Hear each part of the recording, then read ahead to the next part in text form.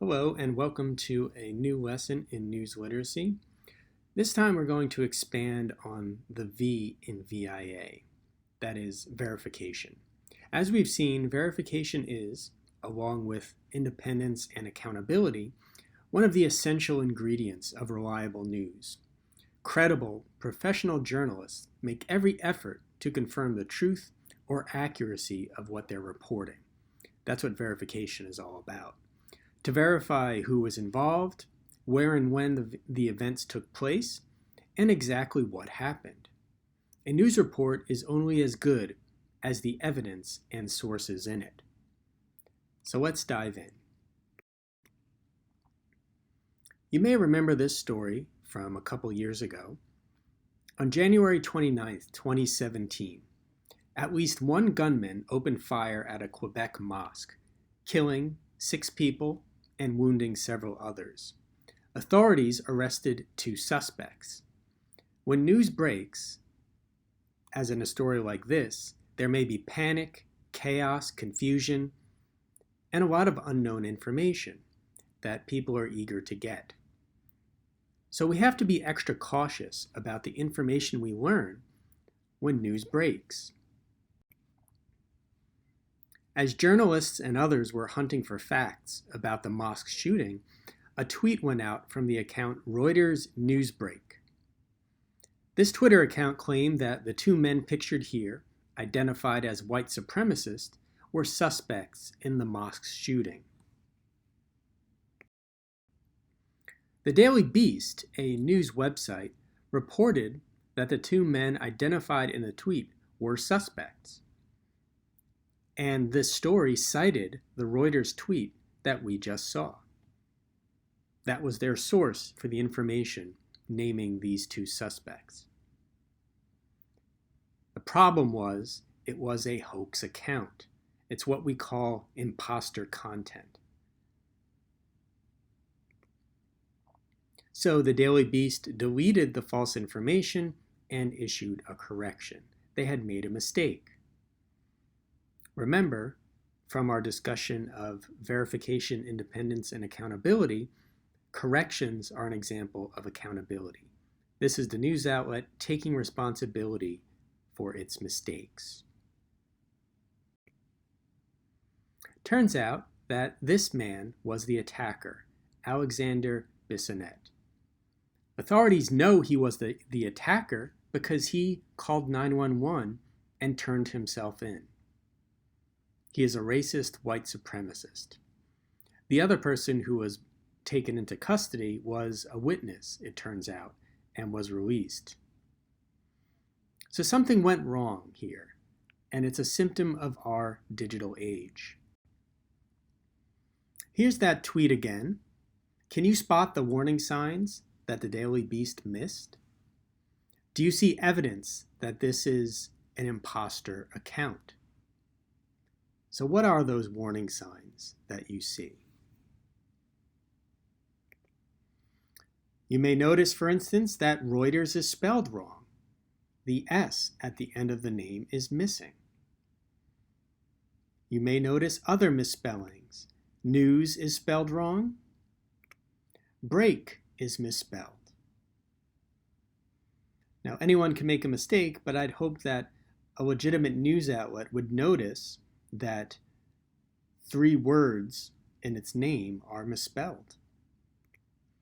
Also, you may have noticed that the Twitter verification check mark is not there. Now, just to be clear, when you see that check mark, it's not an indication that everything in the account is true or verified. It simply means that this account belongs to the person who claims it. Also take a look at the handle. Reuters is spelled correctly there, but why would Reuters need BRK in its name? So there were warning signs that the Daily Beast missed. It's also worth noting that this misleading tweet was shared more than 1,500 times. This hoax account followed up their bogus tweet with this. commentary. It's not my fault modern journalists are all gullible morons. But that's not the problem. The problem is not that modern journalists or anyone else, including those 1,500 people who shared the tweet, are gullible morons. Why do you think the reporter missed the warning signs that we just saw? Well, the most likely reason is that the reporter, who was under pressure to make a deadline and report on a story of significant public interest, rushed to write the story and messed up. She did not look closely enough at the imposter content, assumed that it was the real Reuters. We should keep in mind, though, that journalism is a team effort, and every foul-up has many parents. The reporter's mistake should have been caught by someone else at the Daily Beast, an editor or fact checker or copy editor or lawyer, someone else who read the story as it made its way to publication. In our current information environment, it's clear that speed kills accuracy. By the way, here's the real Twitter account for Reuters. Reuters is spelled correctly. The handle is simply @Reuters. There's Twitter's verification check mark. And of course, it links to the Reuters website.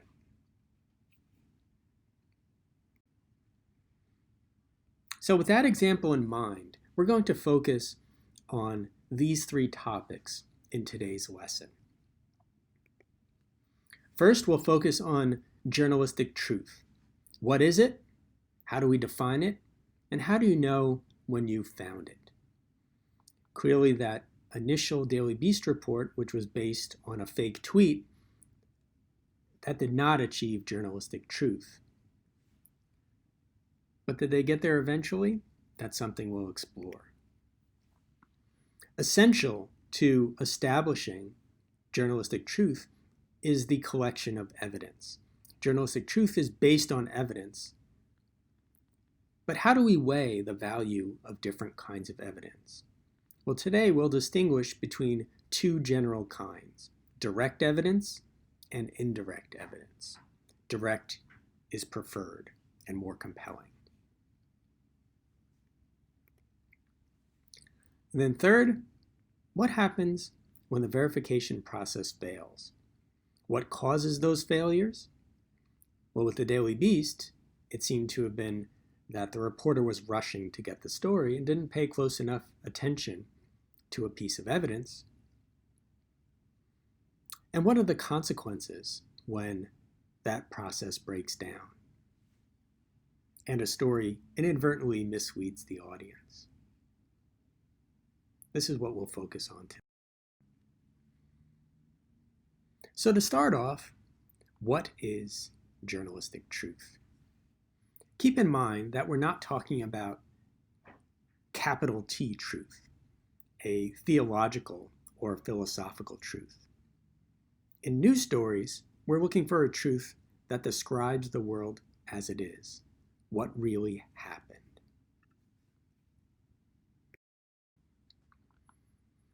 A useful comparison to make is between journalistic truth and scientific truth. Like scientists, journalists gather evidence, and they draw conclusions based on the facts that they find and know. What we call truth changes as evidence accumulates. So for scientists, maybe a new experiment will reveal that what they knew 20 years ago was wrong. With journalism, there's a constant pursuit of new evidence and new information that can change a story. So what is scientific truth? It's best defined as a statement of probability proportional to the evidence. The available evidence suggests something is true with a certain degree of certainty. A scientist at the end of their experiments or research will always leave some room for the possibility that tomorrow new evidence will emerge to change their conclusions. What's considered true today will change over time as evidence changes. So we, as consumers of this information, have to be open to the possibility that our understanding of the world may change over time, as new evidence and insights clarify what's true and what is not. Both journalism and science employ a system of peer review in order to ensure the integrity of the verification process and ensure accuracy. In journalism, there's peer review both before publication in the form of editing and after publication in the form of competitors and commentators. So in other words, after a story is published, the competition will take a look, or media columnists from other outlets will look closely and offer their insights and opinions. It's the hope of journalists that the competitive culture of journalism will sanitize mistakes. No journalist wants to be shown that they messed up. They don't want to see their competitors scoop them or debunk a story that they've published. So, within a news organization, journalists and editors check one another's work, chiefly for accuracy. Verification, as I said earlier, is a team sport. But since the news is a competitive business, outlets also check each other.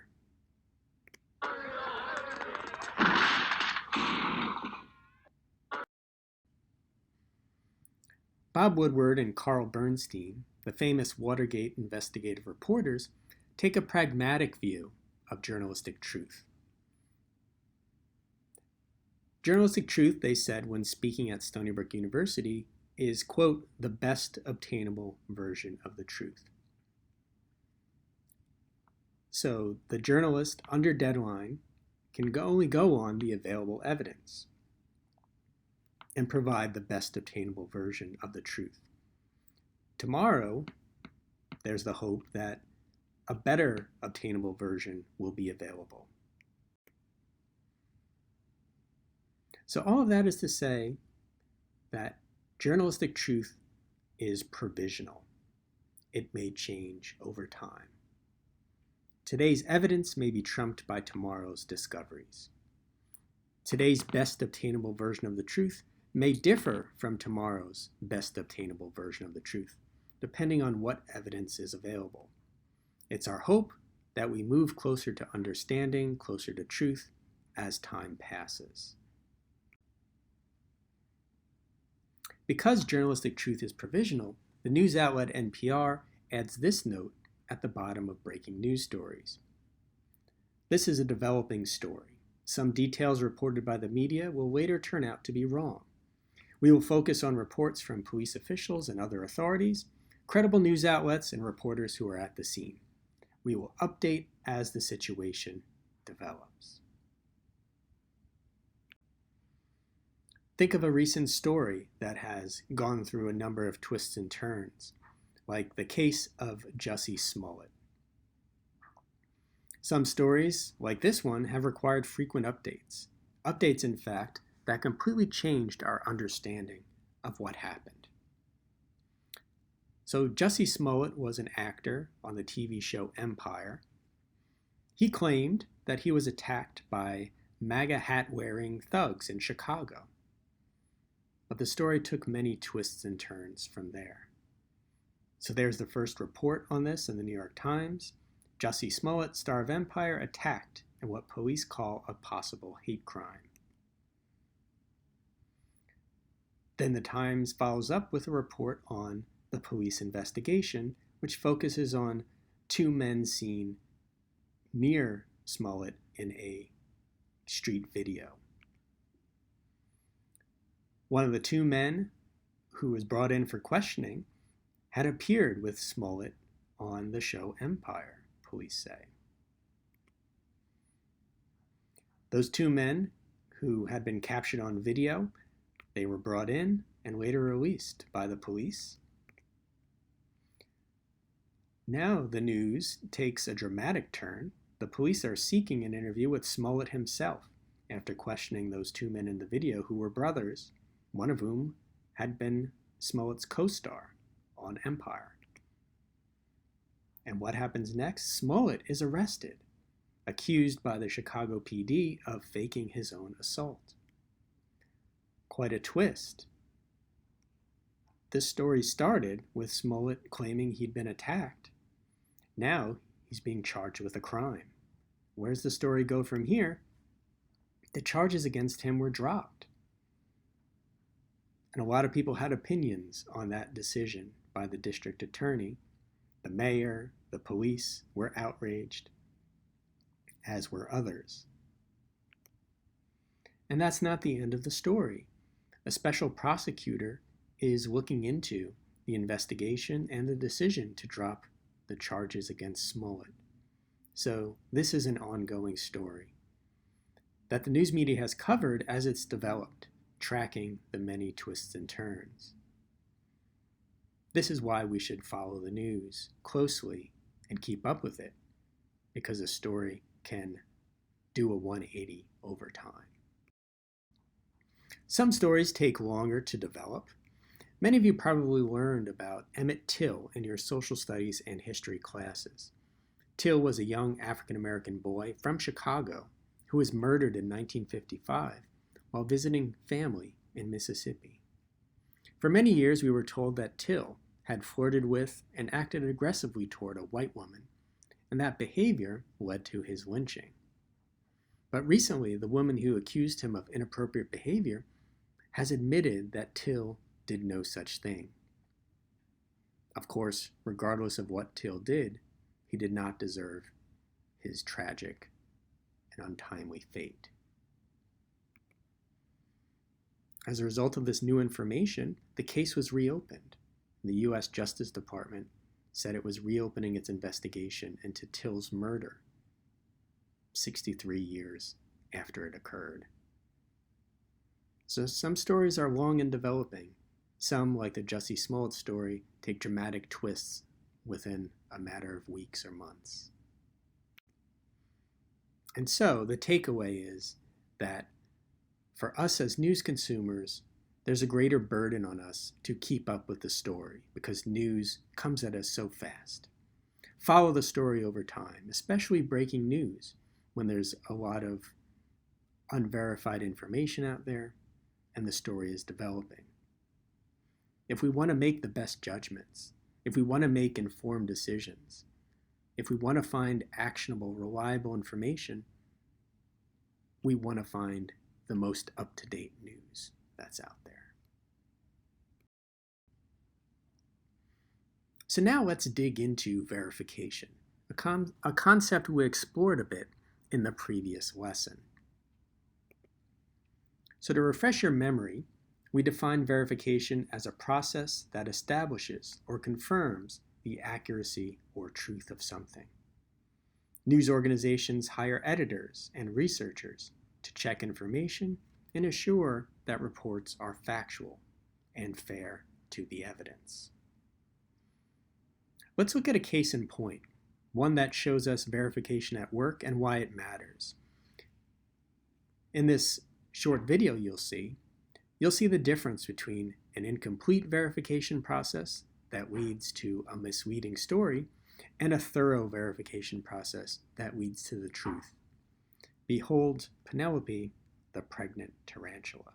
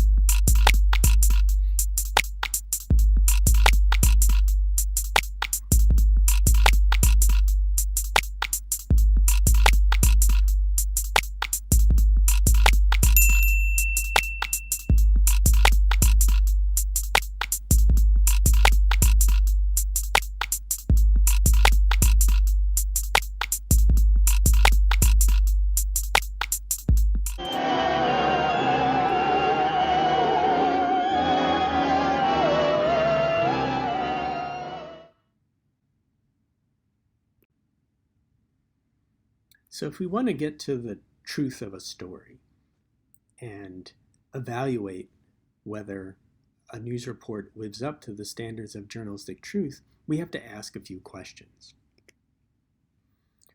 One, of course, is what's the evidence?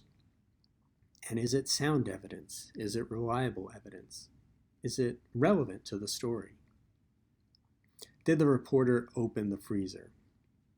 That's a term you may be unfamiliar with right now, but it's one we will define in a few moments. But it has to do with how convincing the evidence is. Are the facts put in context? It's not enough to just share a piece of information, share an isolated fact, because a fact alone could be misunderstood when not surrounded by relevant evidence that helps us understand it. And is the report transparent? We'll define these terms more fully in a moment, but in short, when we're asking if a reporter is transparent, we're asking, has the reporter explained where the information came from? And also, are they open about things they don't know? If something is unclear, unknown, still in the works. More on these in a moment. Let's start with the most compelling kind of evidence, which we call direct evidence. It's the strongest and most reliable. Direct evidence is firsthand. It's from the scene of the events being covered. It's primary evidence, not filtered or mediated through other sources. Direct evidence comes closest to making news consumers witnesses to the story. Examples of direct evidence include video, audio, and pictures. These capture what happened as it was happening. So let's look at an example of a news report that relies on powerful video that verifies what happened. The frightening scene of a high-speed road rage in Massachusetts. Look at this, a driver racing down the highway, a man clinging onto the hood of his SUV at up to 70 miles per hour. Here's ABC's Ariel Reshef.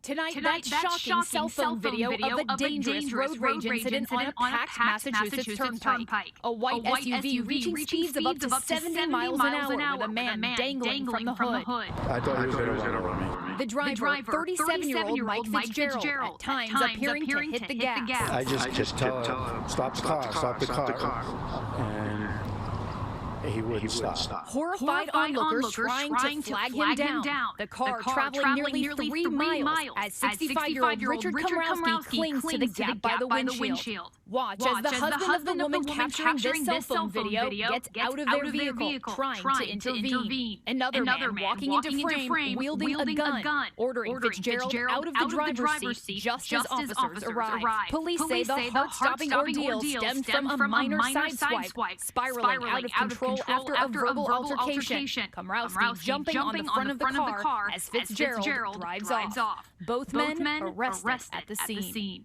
Tom, no one was hurt, but both of those men now face charges. As for the guy with the gun who coaxed Fitzgerald out of the car, police say he owned that weapon legally and will not face charges. Tom. Incredible, nobody was hurt. All right, Ariel, thank you.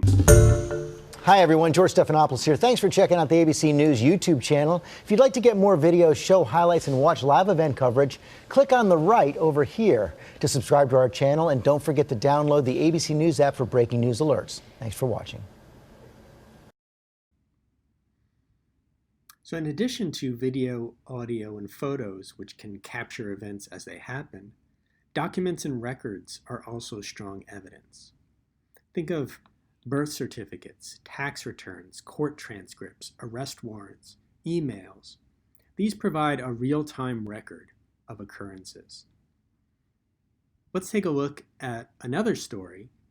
This one is based in part on internal emails that reveal a secret about Facebook. Here we go. After a series of scandals, Facebook is under fire again over newly released documents that show an apparent pattern of exploiting minors for their parents' money. More than 100 pages of documents, it's all part of a 2012 lawsuit, were released last night. They show Facebook was aware children spent large sums of money on game apps without parental consent. The suit alleges the social media giant made it difficult for parents then to get their money back. Carter Evans spoke with the mother behind the lawsuit. What was it like when you opened that bill?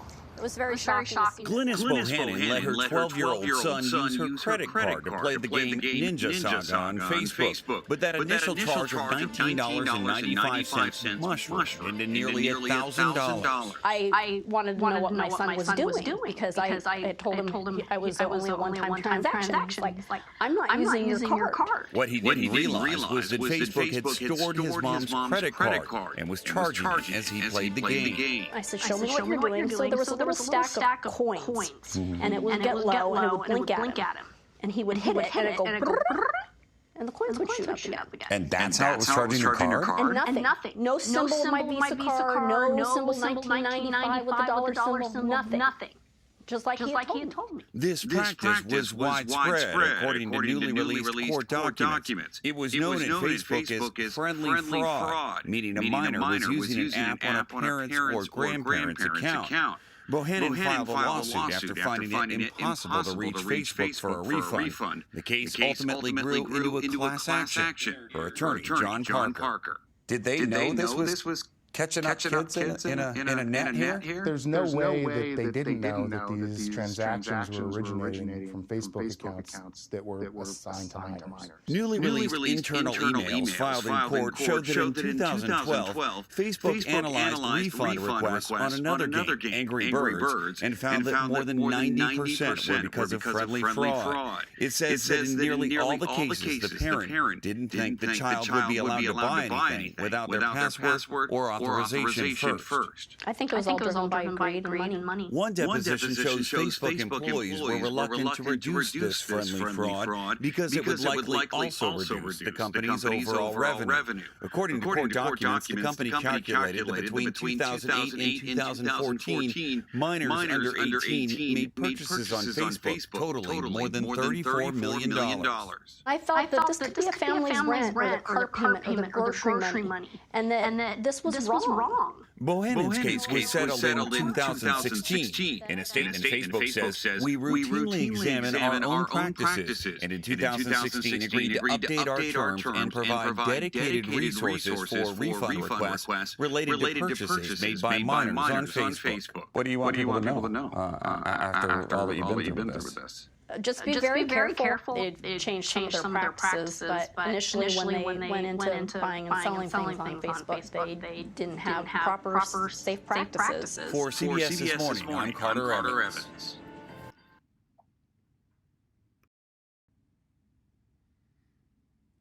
Also consider direct in addition.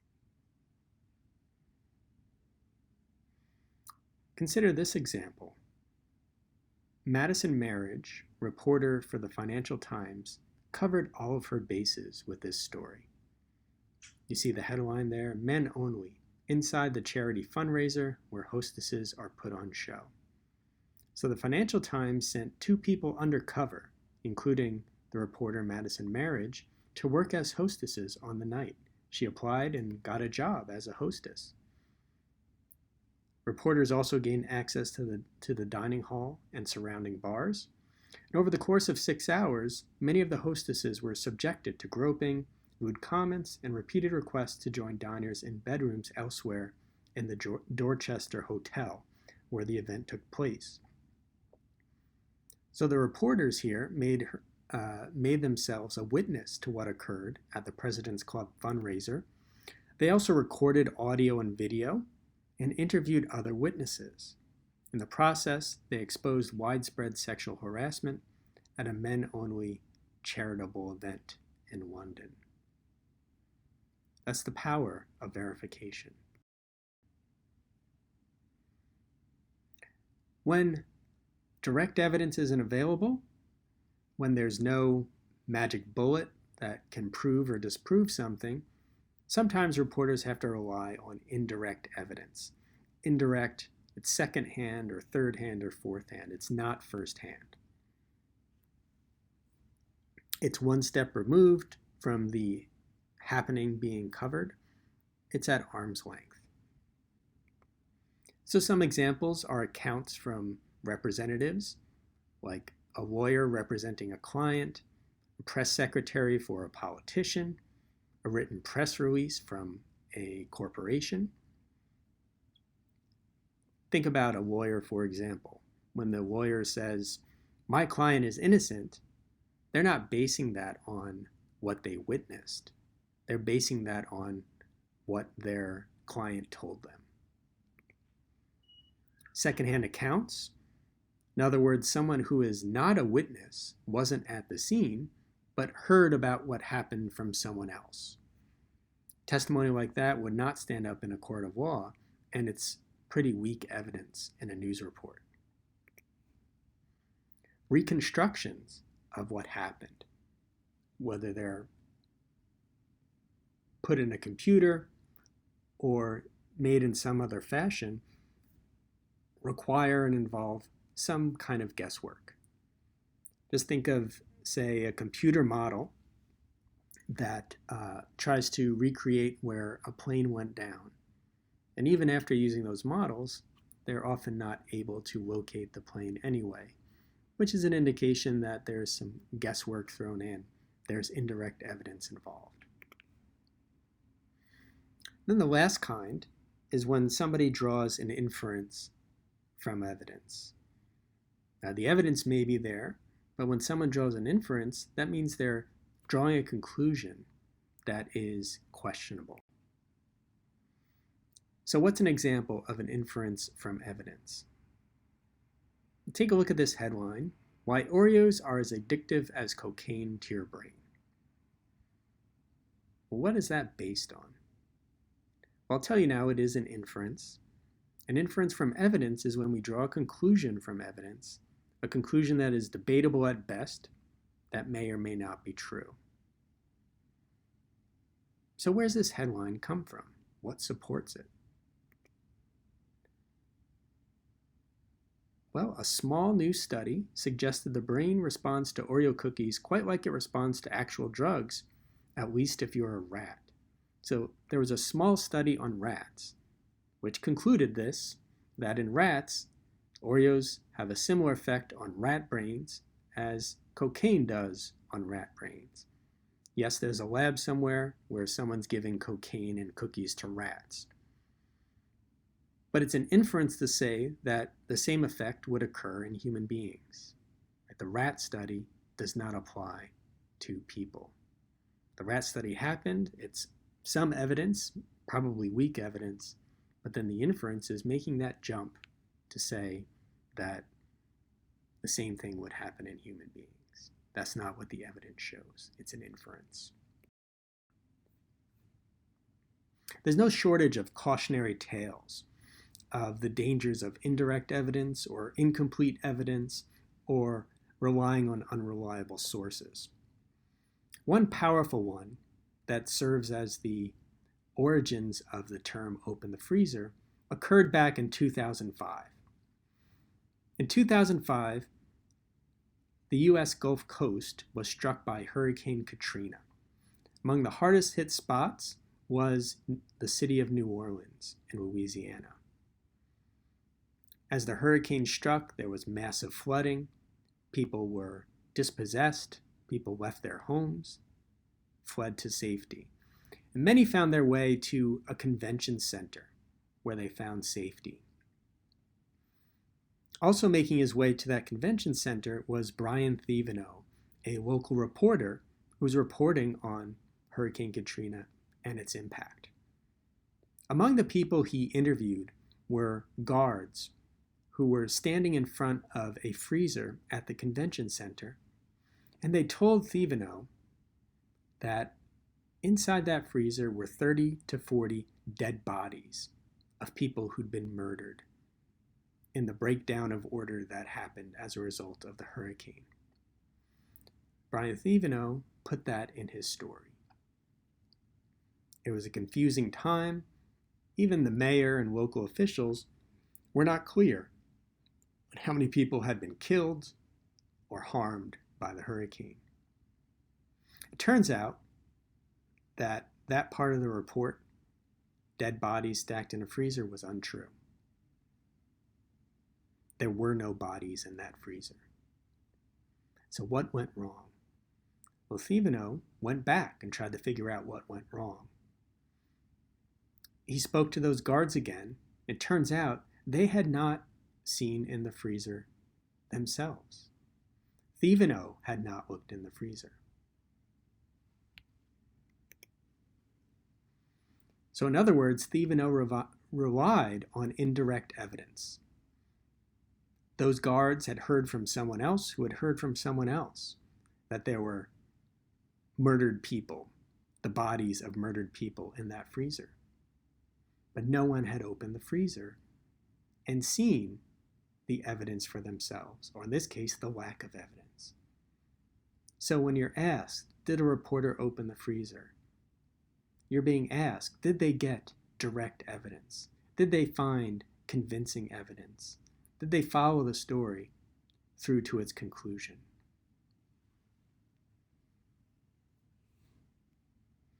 So Thibodeau should have asked to look in the freezer, or at least have asked the guards, did you see in the freezer yourself? Neither happened, and so the report contained an inaccuracy. But his lapse has given us a metaphor we'll use through the rest of the semester. Don't just ask what we know, ask how do we know it? Is there proof? Did they open the freezer? But in addition to collecting evidence and accumulating facts, it's important to put that evidence, put those facts into their broader context. Of course, journalists pursue facts. They're the building blocks of a story. An isolated fact is not enough. A single fact may even be misleading if appropriate context is not provided. Context matters, as this image suggests.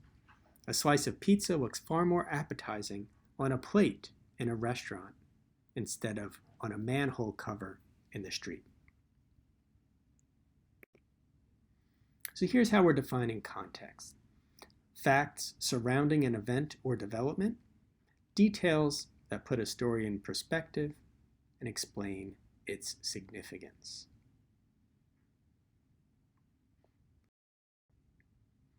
Digging a little deeper into that. So every story should include the basics. Tell you who was involved, tell you where it took place, tell you when it took place, and what happened. That's the kernel of a news story. Every story should have that, have the basics, and not leave you, the consumer, confused about any of those basic details. That's not context. That's the news story itself. Context is supplemental. It adds to those basic facts of a story by providing history, looking back in time, providing historical context. A news report on, say, immigration policy could go back to the 1840s when the United States fought a war against Mexico and provide that kind of deep historical context. Drawing connections between people, between places, between different occurrences.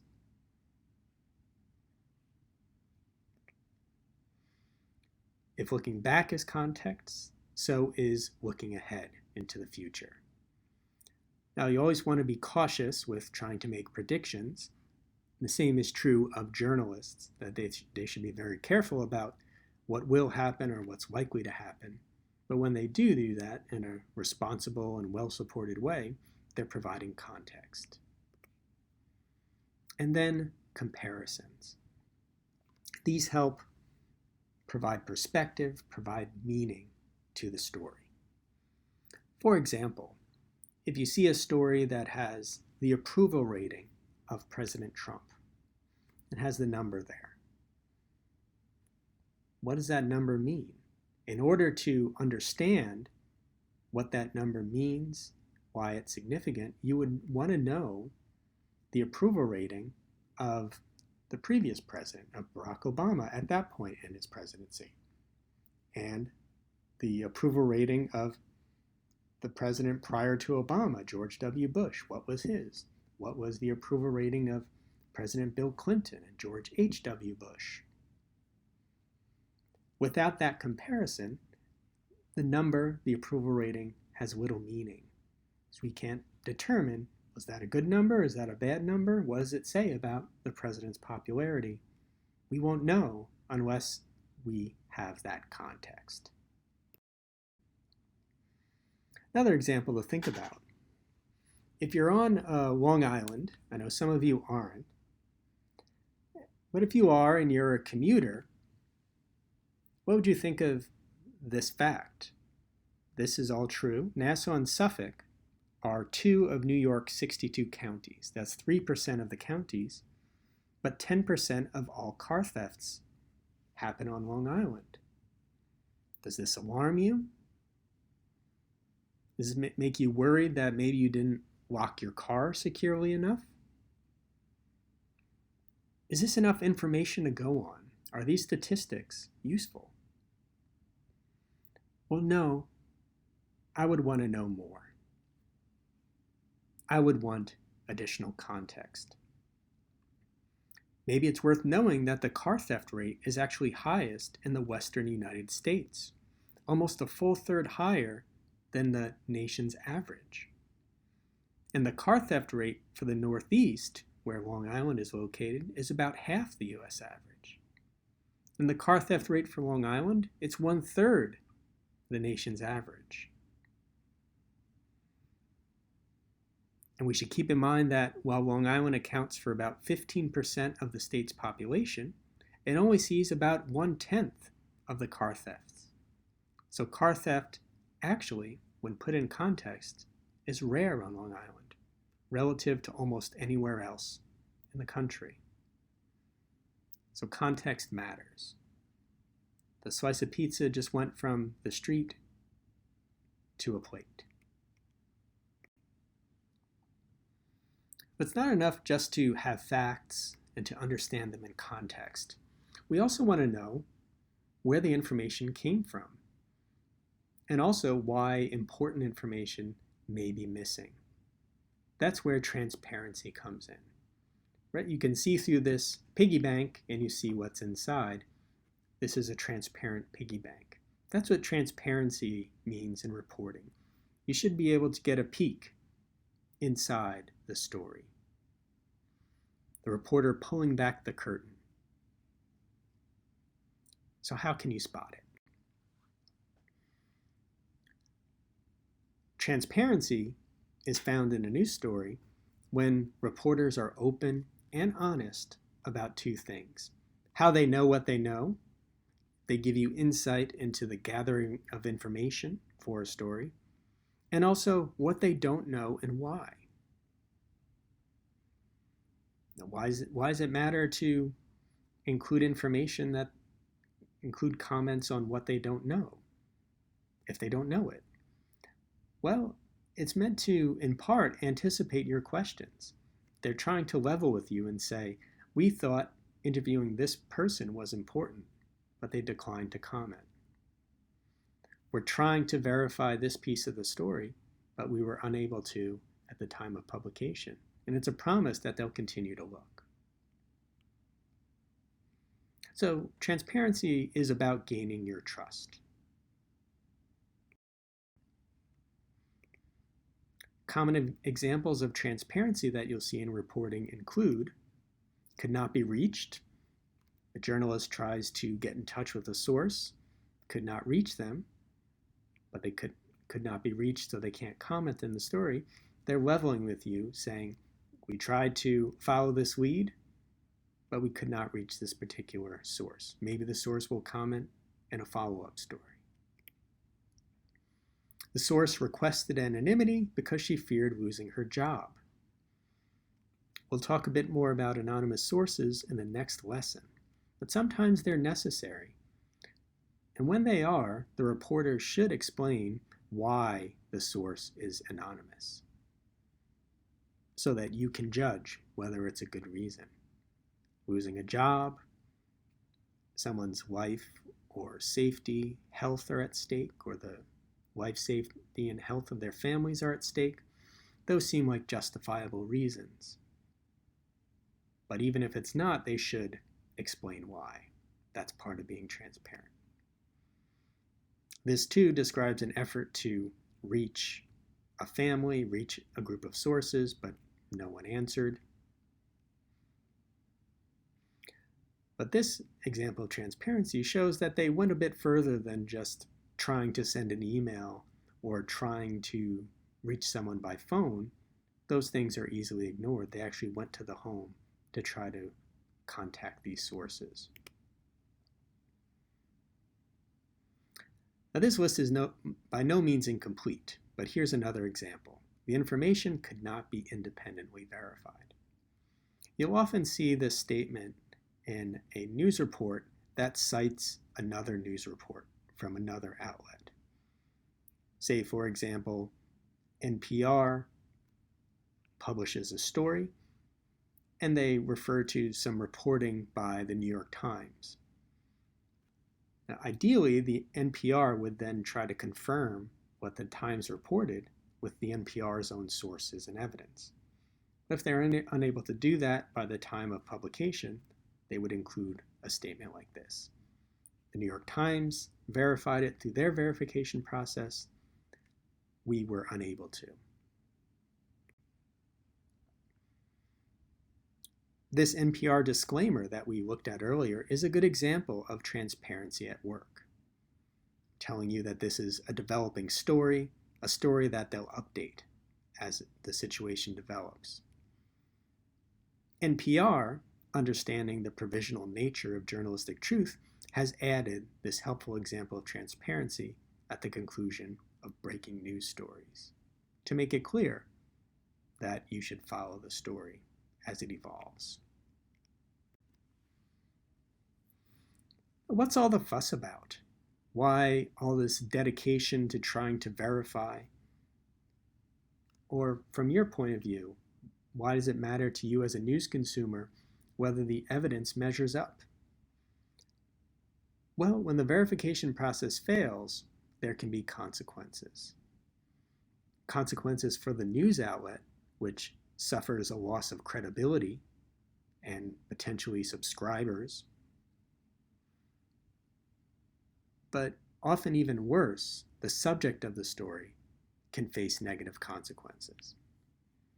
In the aftermath of the Boston Marathon bombing in April 2013, Reddit users went on a manhunt, scouring photos from the scene to try to identify suspected perpetrators.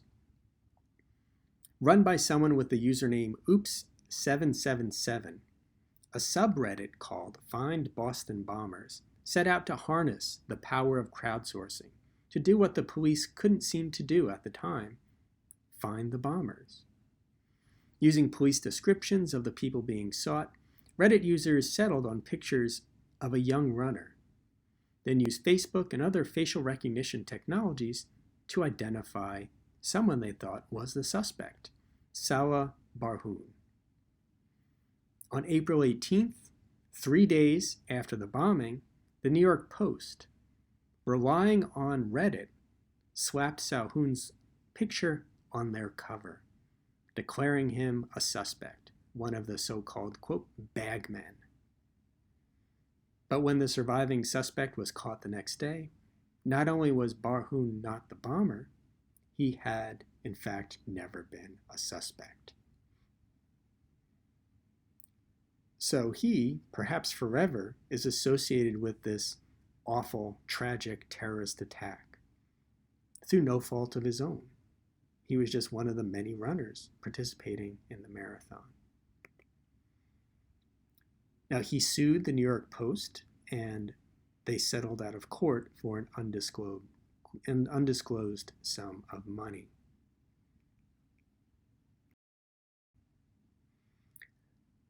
Now, you'll see with this lecture is an assigned reading. It's a Columbia Journalism Review autopsy of a botched report from Rolling Stone. Rolling Stone attempted to do this expose of sexual assaults on campus, and a centerpiece case study in that story was an alleged gang rape at the University of Virginia. Turns out the story went horribly wrong, and it did not hold up. In the end, the Columbia Journalism Review, which did an investigation of how Rolling Stone had fouled up, concluded that the failure was avoidable. It encompassed reporting, editing, editorial supervision, and fact-checking. So as I said earlier, journalism is a team effort, and it wasn't just the reporter on the beat who botched this one. It was a whole team. It was an institutional failure. So read more about that and see what happened with this Rolling Stone story. So now, the takeaways. Keep in mind that facts are observable and verifiable pieces of evidence. Journalistic truth is an effort to find those facts, assemble them in a fair and reliable way that explained what's happened, subject to further investigation. Right, as we've seen, stories change, stories develop, new evidence emerges. So we have to be open to provisional truth. Journalistic truth relies heavily on context, the information that's needed to put facts into perspective. Isolated facts alone cannot relay the truth, and they may even mislead us. Remember that not all evidence is equal. Direct evidence, such as video, audio, photos, documents, direct evidence is the most compelling, more so than indirect. It's important to ask yourself after consuming a news report, what don't I know? Reliable journalism is transparent about where information comes from and also about which facts are unknown.